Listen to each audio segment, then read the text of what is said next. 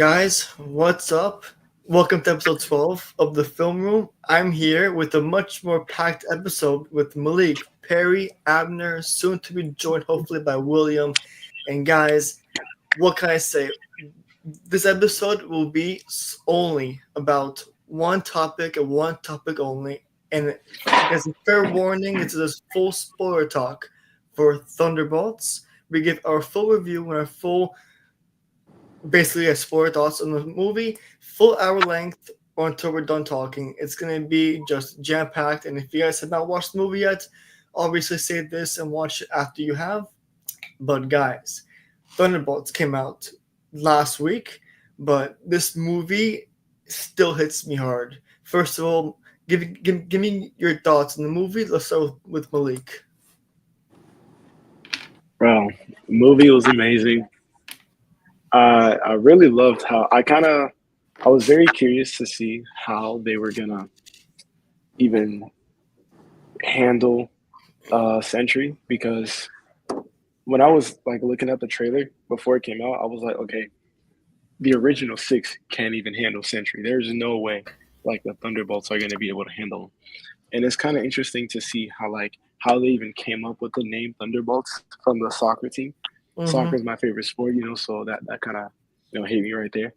And especially the end credits, it's I'm just so glad that I'm just so glad that everything's like structuring that's everything structuring in a way that's gonna set us up for Avengers Doomsday, which I'm very excited for. And that's all for right now. Perry. Yeah, so I just watched this movie last night, and it feels good to walk out of a Marvel movie actually with a smile on my face.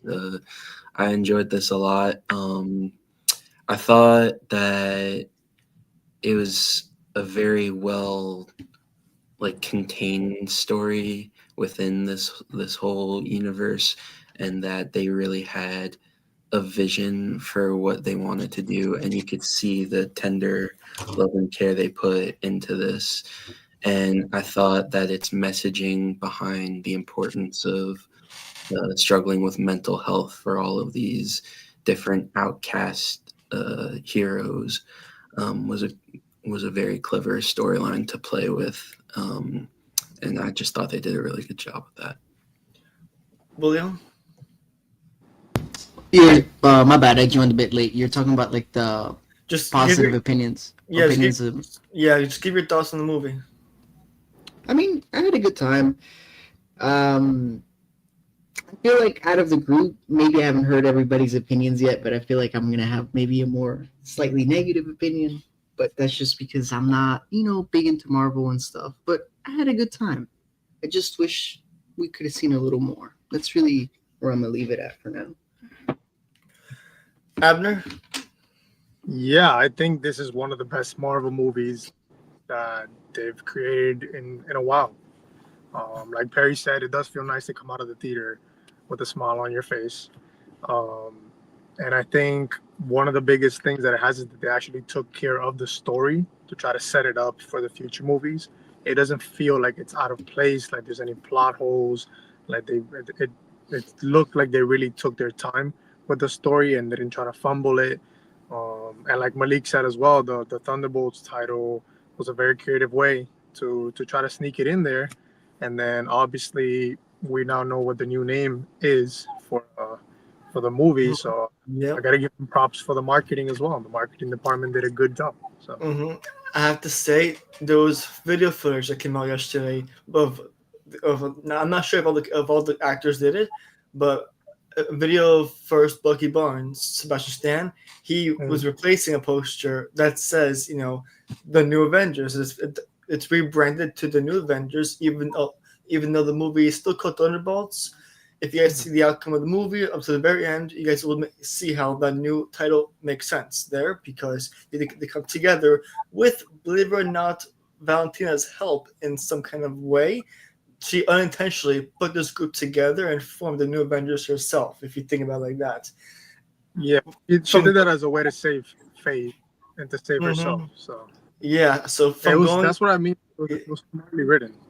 hmm I had to say, but from phase one up to now, I've always thought of Marvel to be a franchise that's that's trying to survive on humor, comedy, action, more on the bright side of the overall color tone, everything. This to me, I think, since Endgame, I've never seen hype as big for Thunderbolts ever since. Fine, No Way Home and then Endgame. Those are the only movies I've seen this much hype for, this much um, leaked scenes or people just giving us their deep dive thoughts and knowledge on the movie scenes, movie clips.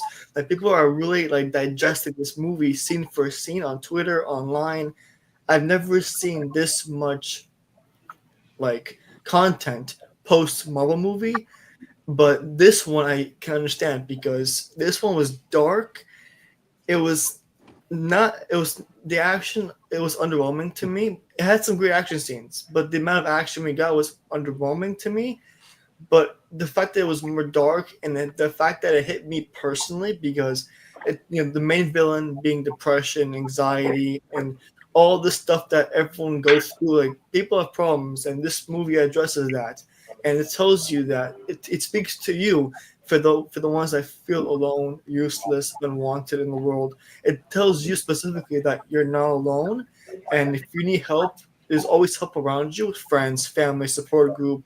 This movie hits deeper than other Marvel films I've noticed, and that's why I've seen this movie 3 times. I will see it more on my computer, but this movie made me cry during the same scenes. It made my sister cry the same scenes, and realizing how much this hit me personally is why that is the 5 Marvel film of all time right now.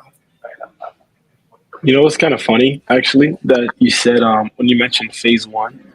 Um, it's kind of crazy when they talk about. First, actually, I want to point out that when the when the not the trailer, but when the announcements for Thunderbolts first came Hmm. out, I believe Yeah. like a year or two ago, Hmm. it was getting so much hate, and so for it to get like I wouldn't receive say that amount of hate. hate, I wouldn't well, say hate, at least from what I saw, at least from my perspective, my point of view, like skepticism. Like they're very skeptical, yeah, basically. yeah, yeah, basically, it was something that people, not too many people, were excited to see. But one thing I really did want to point out, that I found very interesting was how they were able to circle back from Captain America when he talked about how when you're a good man, the super soldier serum makes you into a great man, you know, and Mhm. how like throughout the different phases of Marvel, his name is John Walker, correct? Yeah, The okay, yeah. or So like U.S. he agent. Yeah. U.S. agent, how like the super soldier, any super soldier serum that they've tried to like recreate that's has gone successful, quote unquote, it has turned whatever personality that is and it amplified it, times two. And so what it did for Sentry, like he was unstable. He already had two personalities Hmm. and he already like in a sense of like whenever his mind would go into this void, he wouldn't even remember what would happen, like what was going on. And so imagine that, all of that, and you add superpowers into the mix. It Hmm. amplified everything of how it is, like how it was. And so that's what I found very interesting because what's actually I'll talk about it later I because want to it hear. was about Deadpool. But I want to hear you guys' thoughts specifically on Sentry. What do you guys think of the character on screen when you first saw him in action, and about just him as a character as a whole in the movie? I guess Perry can go I first, think or Abner. the first thing I,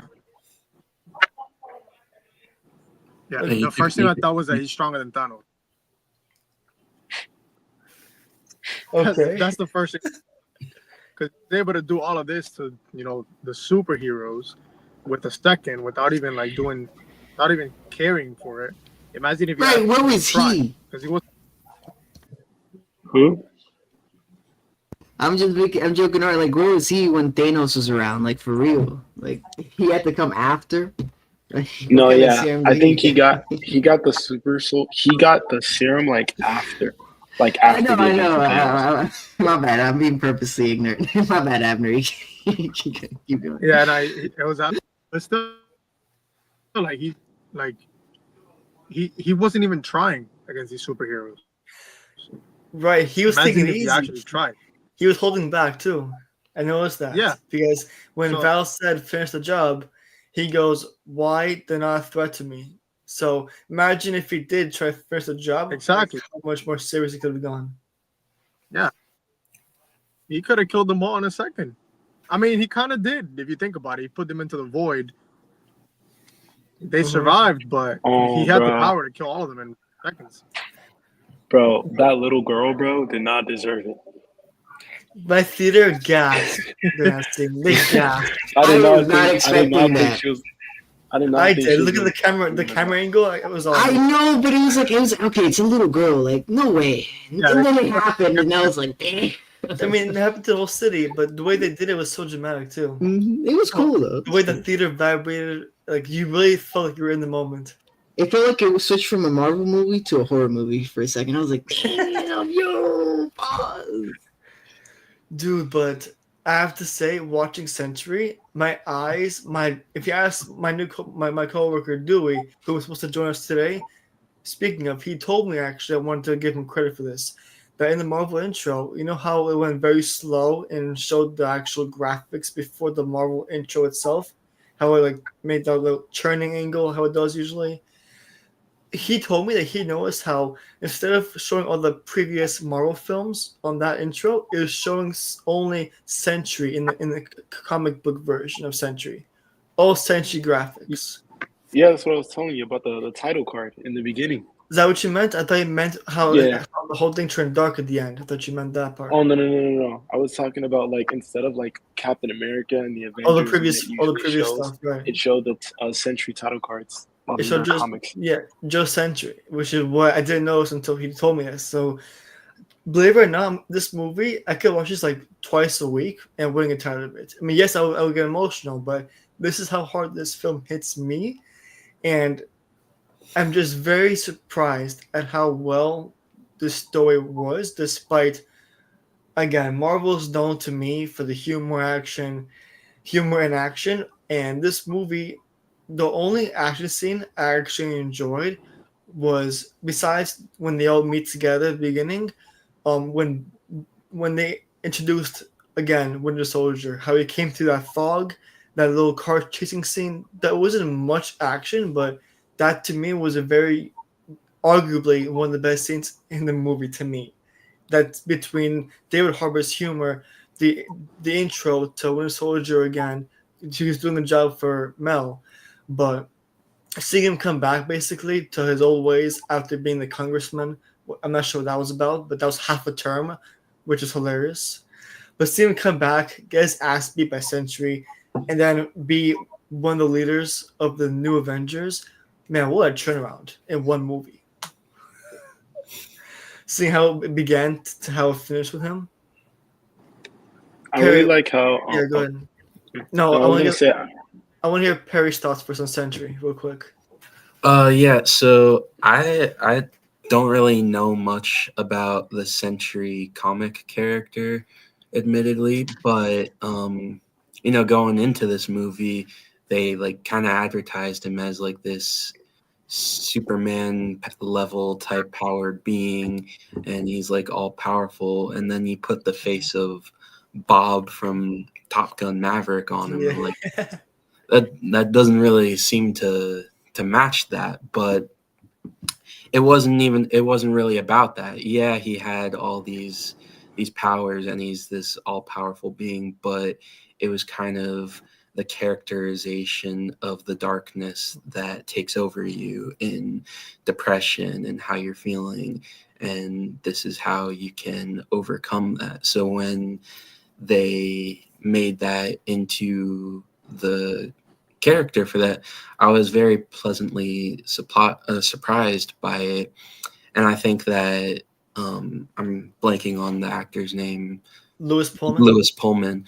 I think he did a very good job at displaying these emotions where depression just takes over you, and like one of you said earlier, you forget everything else. You forget all the positives that are going on in your life, and you only focus on the negatives. You fall into this dark void of emptiness. And yeah, I don't know, it was just a very powerful thing for a Marvel movie. And you guys were saying this movie's not very action packed. It has its moments and stuff.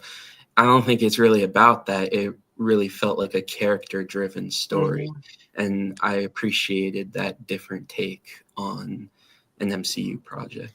Yeah, and originally, Lewis Pullman was not the original cast for. I know it was supposed to be Avengers. Stephen Yeun. Stephen but Yeun for he Invincible, was right? filming, No, but I'm not saying that it's a bad thing. I mean, Lewis Pullman killed it. yeah. Amazing, and he portrayed his character Bob and Sentry to the fullest extent, like better than I expected. Because again, watching Sentry at work in action, my jaw, my guy doing, my jaw literally dropped. For the first time ever watching Marvel films since Tony Stark did his, sacrifice. Since that one moment, my jaw has only dropped for the Sentry in action. Okay, not even No Way Home, not even Guardians of the Galaxy Volume 3. My jaw dropped for Sentry in this movie, and that tells you how amazing, how in awe I was, because David Harbour, he pulled some stabbing moves. He had this force field on him. The knife didn't touch him. Whenever Bucky punched him, it was like a small poke, like a tickle, like no punch. Nothing he could do to him will either strike him or he will be like, "That's all you got, really?" I don't know if you guys noticed. This one moment where David Harbour punched his hand, and he was like, "That's all you got? That's it, really?" He blew him out the window. He used the force to bring him back in the building. This man, he is. I'm not sure if this sounds weird, but he is literally the full package. Like, he has everything except laser eyes, I think. He has the cape. He has like the speed of the Flash. It looks like he has the strength of, I'm not sure what, because he bent the shield no problem to a taco. But I'm really curious to see what he's going to be doing in Doomsday and hopefully Secret Wars. But after hearing how he lost his power because the dark side is no longer there, he mentioned the post-credit scene. I'm really curious to see how he gets his powers back, if they really are gone for now, and if he's going to be on Doom's side, because he was easily manipulated by Val, easily. So I wonder if he's going to be turned again to be on Doom's side, or find a way to stick on the good side, because this man, his mind could easily be manipulated. So I'm not sure how he's going to play out in Doomsday, but I heard it was a very strong rumor that tomorrow, it's obviously too soon, tomorrow might be the other half of the casting announcement for Doomsday, which I doubt it, but it's just a rumor that I've heard on Twitter. But I'm not sure if Lewis Pullman, he's coming back as Doomsday. That's confirmed already. So I'm really curious to see how he gets his powers back, if they really are gone for now. I think it's more of a thing where it's like, and I could be wrong. This is just like a guess. I think it's more of in a sense where it's like he didn't necessarily lose his power. Well, he did, but at the same time, it's more of like a thing where it's like he chooses not to activate it, because if he activate it, he's at risk of the void coming out. That's true. Because, like, That's I know that's what I thought too. I didn't think it was necessarily losing the powers of Sentry. It was just that his he didn't void want to use it. for now. Yeah, like because I remember like a long time ago when the Thunderbolts trailer first dropped, I was doing a little like research on Sentry, and like I said, I could be wrong. This is just my guess from at least what I saw on some of the comic reads. It's like the stronger that Sentry gets, the stronger the void gets, because it's something that's always a part of him. You know what I mean? So I think it's more of a sense where he just chooses not to use it. In the same sense as like the Incredible Hulk. Like not Mark Ruffalo, Bruce Banner. There were many moments where he chose not to activate the Hulk because he didn't want to be at risk of losing control. And I think the same thing would be with Sentry and the Void, because Malik, obviously that'd be great. do you remember in Avengers Endgame there was, I think it was the beginning, well, it wasn't Endgame, it was Infinity War, where Hulk gets defeated so bad Yeah, that he just refuses to become that part of himself, and yeah, then he's trying to discover himself and like, how do I become that again? And he completely loses his powers. I think that this story is sort of similar in a way that they don't want to face like the ugliness of it, just like Hulk didn't want to face the fact that he could be defeated. Sentry doesn't want to face the fact that he could be manipulated and that he could fall into that void, which is what you mentioned. yeah. Who knows? Who knows? Honestly, and if it is in a sense of like, if it ends in a sense of like, he did lose control, which I kind of doubt it would be. I feel like Mr. Fantastic would play like a huge part in it, especially knowing how they how they. I thought it was pretty cool, like how they came in the ship, and so it kind Yeah, of leads me to like a little theory of mine, which I was thinking, maybe because how like in the trailer of Fantastic Four, that Sue Storm kind of looks like she was crying from a sense. And I was thinking maybe they had to leave the Earth or maybe it got blown up. I don't know. no, after speaking of Sue Storm, guys, what are your thoughts on the post-credit scene? The little tease for Fantastic Four, Doomsday, etc. What are your thoughts on that one scene?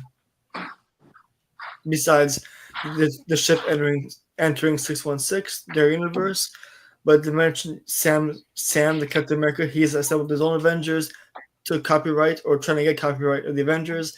And if you look on Instagram, the Avengers and Twitter, they have the emoji C for copyright on Twitter, and Instagram they have verified Avengers. So No that's way. a little marketing gimmick for that too, which is pretty funny to me. But yeah, give me your thoughts on the post-credit scene as a whole. William, you can go first. Well, I'm the right person to go first because I don't know too much about the universe. I don't know what's gonna go on.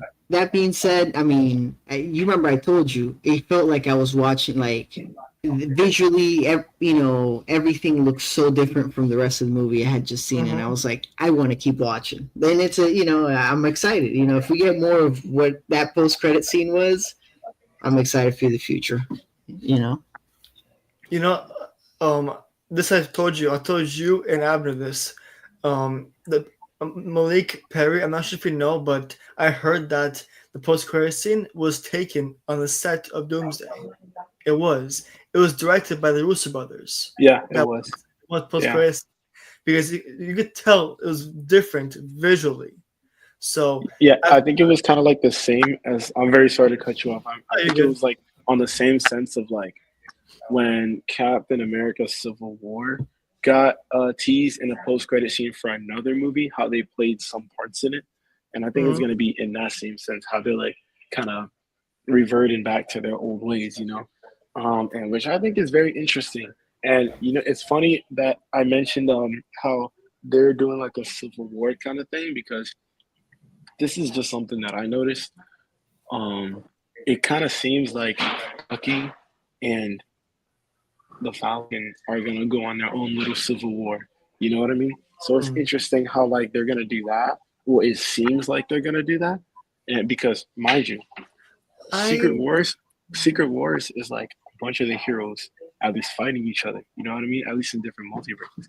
It's just some. I'm not saying that it's something they did on purpose. right. I'm just saying like it's a hell of a coincidence. You know what I mean? Like Do it's, you it's think? just it's just pretty cool.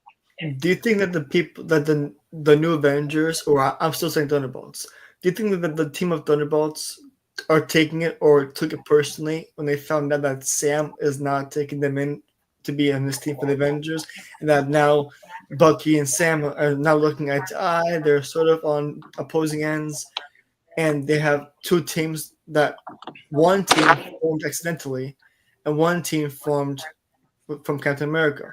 So, do you think that I that think I'm trying to- I don't know if like how you mentioned how they're gonna be Captain America's team against Thunderbolts because I think that someone says on TikTok how watch how we get introduced to Captain America's New Avengers in Doomsday, how they come in one by one in their own dramatic fashion during the action scene as a small reveal for each character. Even though I probably know who they are, Hulk, maybe even She-Hulk, I don't know, Shang-Chi, Captain Marvel, the ones that we already know, but not like the OG ones, like the ones that came out recently, but that we still know. And then the Thunderbolts and Fantastic Four, I again, we know we have the original X-Men, which is crazy cool. The Fantastic Four, Thunderbolts, and even Captain America's New Avengers team, all in Doomsday, to face Doctor Doom. Now, I'm trying to figure out who Doctor Doom will have on his side. Maybe all the evil versions of the OG Avengers, like Captain Hydra or evil Iron Man. Oh, that's Doctor Doom. But Captain Hydra is one example. But what do you guys think what do you guys think would be possibly the story? I mean, too soon of Doomsday because all we know is the casting a little bit. We don't really know much what it could be about yet. I think Uh, this is just my best guess. You know, I could be way off, like way left field when I say this. I think it's gonna be like I think Doctor Do have any of you guys ever read are any of you guys into like comic books? There's a DC comic book called Battle World probably gonna mention. I forgot what it was called.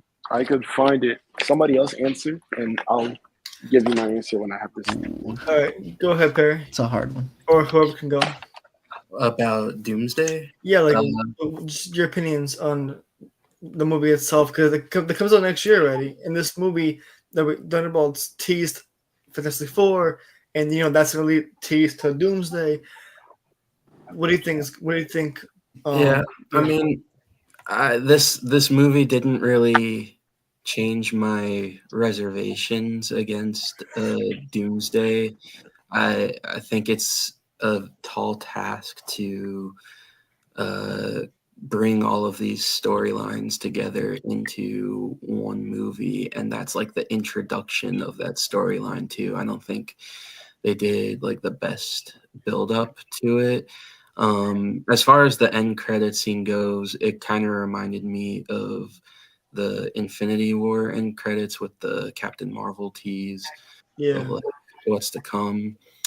I mean, I'm excited to see how it all fits in. I can't really make any guesses on any sort of plot other than Doctor Doom is gonna show up and uh, tear some shit apart. But You know, uh, yeah, let's stick. I forgot this episode is mostly just Thunderbolts. So I have a new question actually. I mean, we'll Wait, go I one by actually want one. to answer this one when I Yeah, go for it. do it. Go for it. So do you guys? There's this DC comic book called Dark Crisis. Basically Mm, with this guy named Pariah. He kind of he kind of like assembles like all of the DC rogue villains, like but more of like under his control, you know. And so mm, it was basically all of the villains for any DC character versus like all of the DC heroes. So I'm thinking maybe, and I don't really read that much Marvel comic books, so I don't know what route they're gonna take with this. So I'm just saying it's a possibility that Doctor Doom may do something similar to that. The reason why I'm saying that is because I remember one of the Russo brothers saying that Doctor Doom's storyline is gonna have a lot to do with how Tony Stark died in Endgame. yeah, So I heard about it. I'm thinking that maybe it was like when Tony Stark had that whole Hmm. when he was basically like trying to figure out, he's a man of contingencies. So maybe it's a contingency gone wrong, because in the trailer of Fantastic Four, they're actually one of the formulas on the chalkboard on Mr. Yeah, Fantastic's board is actually the same formula as Tony Stark in Endgame. which I found Mhm. very interesting. Yeah, But what was your new question? yeah, so my new question was, since I figured that the episode was only on Thunderbolts, I was trying to figure out a way to, keep talking about Thunderbolts and not veer off into the future. But this is for, I guess, everyone. You guys can answer it individually. Obviously, your own opinions. But who is your favorite character in the movie and why? I guess we'll go with Perry. That's good. My favorite character from this movie was probably Yelena, because she's kind of figuring out how she fits into everything. She's kind of out on what she's currently doing, and she's like losing herself, and so she can empathize a lot with Sentry, and he's going through all of these troubles with the Void. But and a lot of her character arc in this was her trying to find the light that is inside of her that everyone else can see that she was having trouble seeing. And I thought that was powerful to show that, like a hug can save the universe. She had this, like, obviously this film was centered on her and Bob, but she had this one powerful scene, two scenes actually, two powerful scenes. One scene was the talk between her and her father, David Harbour, or the Red Guardian. That was one of the scenes that got me tearing up, and the way she began that convo, saying, and I'm quoting this, "Daddy, I'm so alone." Like her saying that she's so alone, and how she has no idea what she's doing, or how she always, like, her routine was waking up, work, drink, coming home to no one. That her performance in this movie, in my opinion, should earn her instant nomination for an Oscar. Like, she was amazing in this movie, and granted, yes, she was amazing in Black Widow, she was amazing in Hawkeye, but this movie gave her the spotlight, and she took it, and she just ran away with it. Her and Bob, they did amazing, and that leads me to say actually that my personal favorite character, I'm not gonna say Yelena, because Perry said that, but I'm gonna go more on, I'm gonna say two characters because they're very important to me mentally actually in this movie. One of them actually was Bob, and the other one was Red Guardian. They're two of my personal favorites. One, Bob. He literally describes me, how I was in college. My first year of college, I felt like I was literally Bob. Like, I had no friends. I was alone. I couldn't leave my dorm. I had no friends my first year of college. And then Red Guardian, he was the I'm gonna say he was the light for me, because he's he's like the father, the parent, if you it is he is, and he seemed like the character who tries to bring everyone's spirits up when everyone was just down. When everyone was down, he had moments where he knew he had to bring everyone's spirits up, or else it'd be a very depressed team. This team is full of rejects, misfits, people who were not really thoroughly enjoyed in Marvel. Ghost, Taskmaster, RIP again, U.S. Agent, Red Guardian, Yelena, everyone here, they were just rejects and misfits, and this movie brought them all together and made us actually love them more than before in other movies. Because I hated watching U.S. Agent try to be the new Captain America, but this movie, my perspective changed on him, seeing him in action, try to actually help people. Everyone here, Bucky was always, I loved him always. He's him and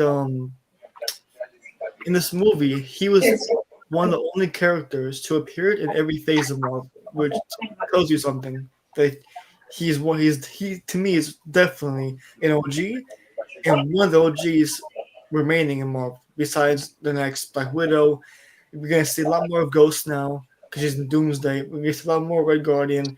Everyone here comes back in Doomsday, but I'm gonna say Bob for that reason, and Red Guardian for that reason myself. Abner, what about you? No, I was gonna say if I could go next because it's 7:38 and I actually have to go. Go for it. Yeah. So first thing I did want to point out, one thing that I forgot to mention earlier, is Yelena's character development.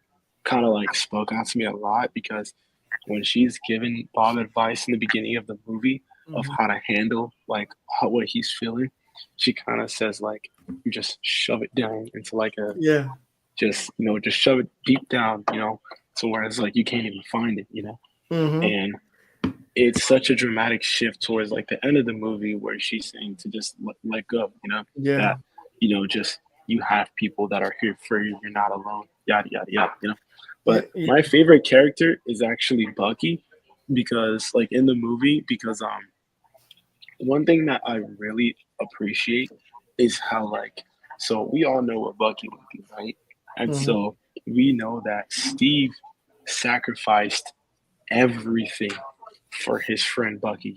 Like he was willing to like break up the Avengers. He was willing to like fight his friend Tony, knowing that Bucky was a victim and that he didn't deserve to, basically get the treatment that the U.S. government wanted to treat him with.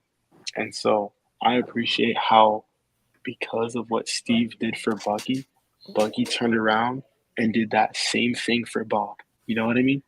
And so Yeah.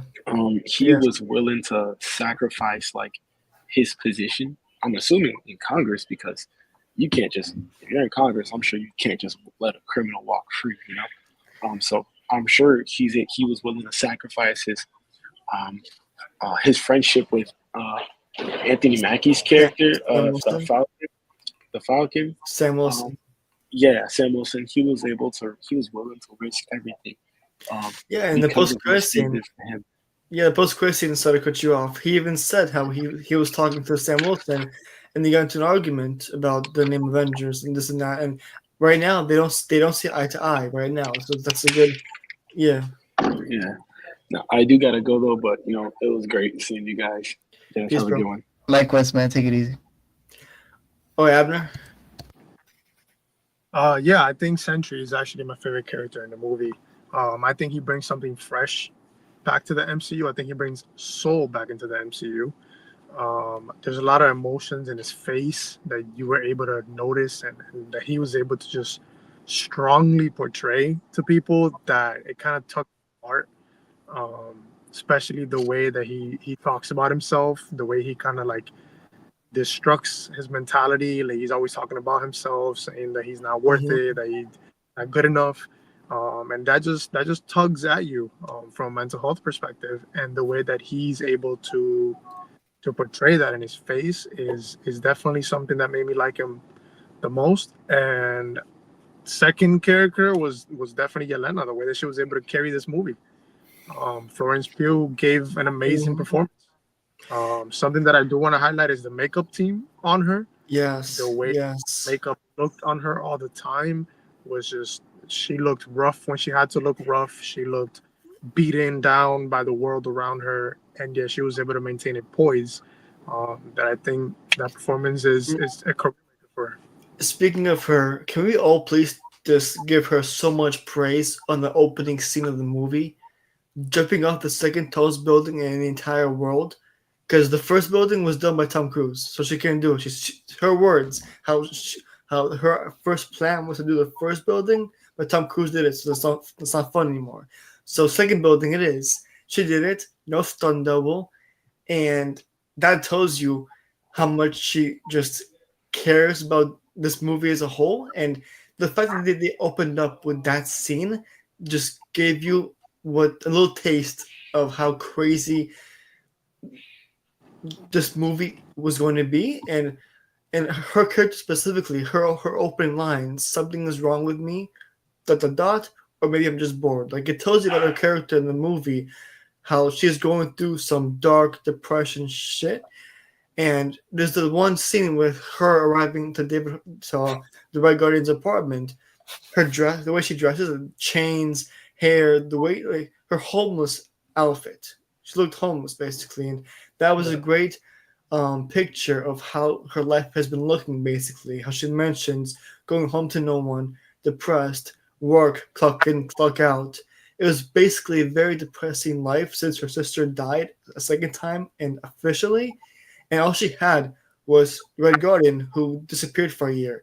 So the opening scene basically told you about how tough her life was and how mental illness goes into this movie. Like that was a very strong opening scene, and I really loved it. Yeah, I think this movie succeeds in not undercutting the serious moments with jokes. I think in the Mhm. past Marvel movies will say a serious moment, like a very serious topic, and then the next quote is a joke. So it's Right, like you don't really take in the seriousness of the moment. right. Versus in this movie, like it took itself serious. Like yes, it had its jokes, but it took itself serious, and the cast really portrayed that, especially the great Hmm. chemistry they had with each other. I think that's one of my favorite things about the movie. Yeah, I mean, this movie definitely has scenes of humor, but they really blended it well during Yeah. before, like as they were like during the non-serious moments of the movie, like before they got into all those serious scenes, they wanted to fill in those gaps with something that keep us engaged. Whether Mm. any discussion between these characters, it was a mixture of seriousness and humor, and I don't know, it just really blended in well. Like for Oh, example, that one truck scene before they crash into the building, just like a little mm, filler scene that worked really well because they're talking about themselves, talking about U.S. agents' weapons, and it was showing us the dynamic between Red Guardian and Bucky. How Red Guardian thought they're both leaders, but Bucky really didn't care. He just wanted this movie had plenty of small fillers before the serious moments, but it had more serious moments, and that's what I really appreciate about this movie more than I did before. William, how about you? Like my favorite character in the movie. Yeah, and why? It's gonna surprise you as much as it was Red Guardian. I really liked him. He annoyed me at first with how loud he was, but I warmed up to him, and I just every scene he was in, I was like, "Damn, let's go." He was. I did it. I love seeing U.S. Agent though. Seeing him and the scenes he was in the previous movie, and just seeing his progression to where he's at now. I'm just curious to see where they're gonna take that character to. Um, that being said, I wasn't a big fan of the fake Russian accents. What can I say? What can I say? You know, you bring. Yeah, I don't know, man. It would have been nice to see real Russian actors. Yeah, You know, I have to say, my perspective on U.S. agents has definitely changed because I hated him in Falcon Winter Soldier because he says in one of the final episodes, "I am Captain America." Like, no, bitch, you're not. Okay, but the he real, is. the real Captain America is gone. He was the Walmart version, but Yeah, but the wall. I hate him but too, bro. but like this movie is a team full of rejects who were all at first individually working for Valentina. She sent them all to apparently get set up and fight each other to get burned with all the evidence so she doesn't get impeached. But she accidentally formed a new team, the New Avengers Thunderbolts. And the more I saw US Agent, his dynamic with the characters, him in action throughout the movie, by the end of the movie, I actually appreciated his character more because he understood now he is not going to be the next Captain America. He is U.S. agent, and he cares about helping people. Seeing him, even appreciate Bob towards the end of the movie. The beginning, he didn't know who Bob was. He Mm. almost like hated him because he was just confused who he was. But towards the end, he then soon realized who Bob was, and just hearing him say, "Good job in there, Bobby," that one line changed my whole perspective on U.S. Agent's character. And then I'm actually now looking forward to seeing him if he's in Doomsday. I'm not. He's in Doomsday. Yes, I saw his name on the chair. I'm looking forward to seeing him in Doomsday and seeing how him and Bucky and Red Guardian, knowing they all have the similar powers, how they interact in this one more. And yeah, I'm surprised how one film can change my whole perspective on one character who I hated. I know it's a strong word, but it's just crazy how much I like him now than before. How much writing can do that to you. You ever seen that DC show Peacemaker? Of course, Peacemaker. Yep. What if they turn him kind of into that? That would be peak right there, Like dude. his own show. No. Like, I mean, if the writers take inspiration from a character, like, you can learn to love them as it goes on, like you know, because that would be pretty cool. I just want to see more of U.S. Agent too, man. You know who? Yeah, go ahead, Perry. I just like Wyatt Russell a lot. Ever since like 22 Jump Street, he's just a charismatic guy. I like that they got to flesh him out more, like you said. I thought he was probably the most underrated character from this, and you get to learn more about him. And I never really hated him from Falcon and the Winter Soldier. I kind of saw where he came from, where he's given the weight of the world on him of being Captain America, and he crumbles to the pressure like a human being would. It was a valid crash out. Can we Can we give some love to Taskmaster, please? I think she needs that. I was gonna say I like Taskmaster in the Spider-Man games and like just as a character. So that was kind of disappointing to just see her go away. That was a person that died, right? Oh, yeah. No, the original plan actually had her for the whole movie. I also felt like we didn't get too much of Ghost. I would have liked a little bit more. We have plenty of Ghost, I think. I think she was there for throughout. She was there, but I feel like they didn't really flesh her out like the other ones. Like, I mean, you know what? And it's funny because I said earlier I wanted to be negative, and you're saying exactly some of the things that I kind of wanted to say. Just the character should have been fleshed out a little more. I want to see more. If she had gotten like one more moment of just her, or like focusing on her past. I don't really remember Ant-Man and the Wasp. I'm gonna be honest. So, I mean, this was kind of just seeing her for the first time again, and I could have used like one more scene of her overcoming her past, or just how fits into it. I realized we didn't get her shame room. We didn't, right? They kind of left her to the side. So if I had like a couple negatives about the movie, I wish they fleshed Ghost out a little bit more. And I don't really like the Taskmaster disrespect like that. But that's just me. I mean, seeing her reveal in Black Widow, seeing how she was killed off. She was bad in Black Widow too, and she was bad in this. That's what sucks. And what's worse is that I saw a video of the new Avengers like tearing up Thunderbolts and how they're showing the new reveal in this marketing gimmick. And what I felt bad for was seeing the actress who played Taskmaster. She was clapping with them, and it felt like being removed from a group chat and changing the name of the group chat. Like, I felt so bad for her because now the whole new team rebranded, and she's there clapping. Like, she's not really in the movie, and not really Can I make something real? Yeah. When it comes to Taskmaster, the original writer actually had her for the whole movie. And I quote him, when I saw the first cut, because the original writer eventually left to do other movies, and he's given a co-writer credit, but he doesn't have the full writer credit. He also left to also co-write Fantastic Four, by the way. His name is Eric Pearson. Basically, and I quote him, when I saw the first cut, the biggest change was Taskmaster taking that shot. And I was shocked. Because in his drafts, she actually lives out the movie, and she had a bit of a subplot with Ghost. They were both raised in labs, and Ava big sistered her into how to break free and be her own person. So the original script actually had more of Ghost and Taskmaster. What happened is that he left to do another movie, and then eventually the other co-writer decided to take that choice.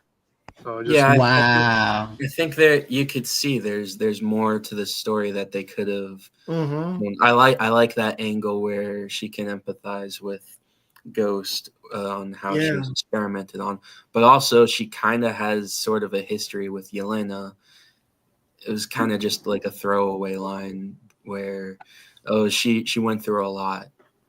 That's it. It's just Yeah, it's true, and I feel like this movie did seem a little bit short, 2 hours and 6 minutes. They could have definitely added a special moment for Ghost's character, like we said, the shame room. I'm really upset we didn't get her in the shame room because the room could have been her getting tested on how she got her powers. We didn't get a shame room for Red Guardian. We didn't get one for. I mean, Bucky. We know basically his past with Hydra, which actually reminds me. He did make this joke how he has a great past. He was fine going to get Yeah. Elena, but we all know his past, so that's probably a joke. But that was still funny to hear. That moment needed some humor. I think that was really dark of a scene. Seeing Bob's character in the attic, looking at his past, getting yelled at by his parents. Seeing that one I saw on Twitter, that scene where Yelena sat on the floor with Bob in the attic. Yelena was sitting in front of the window that was shining light on her. Bob was sitting in front of darkness. So that was a sign of how the light is trying to touch or reach Bob's darkness. And if you notice, after Yelena's hand touches Bob's hand, the light becomes brighter in that scene. So that's one special little thing I noticed from that one scene. Give credit to Twitter. I watched the scene over and over again, but I love how the light effects tell a bigger story like that. Dude, maybe we'll get a romance subplot. Let's go. I mean, hey, Twitter, they're hyping up Bob Lena right now. They're hyping it up. I don't know And- about all I that. thought that's what. But, my bad. Not to be too negative, but it's a shame that we got these budget cuts. Mhm. All right, the original writer, we should have held him down. All right, tied a rope to him to the movie studio and make him work.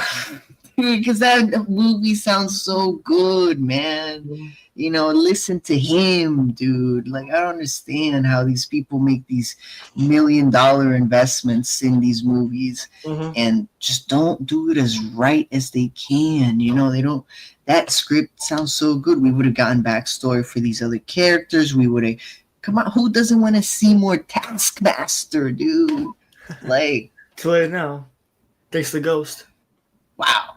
Was Shaking my literally- head. No, but It's while not really her while fault. while I am upset that we lost just 20 minutes in the movie, but the context around it, you can understand it. The context. Ghost completed her mission, which was to get rid of Taskmaster, while the others they were confused and they're just trying to get out. So if you think about it, Ghost actually did complete the task by Valentina. So the context makes sense. It just sucks how Taskmaster really is gone, at least for now. Yeah, but all they have to do is rewrite that scene in like the opposite way. Make it so by somehow, U.S. agent and the other people hold down a Ghost, and then Taskmaster shows up, and it's Well, like, oh, Well, Ooh. remember, Sorry, I just found something very interesting.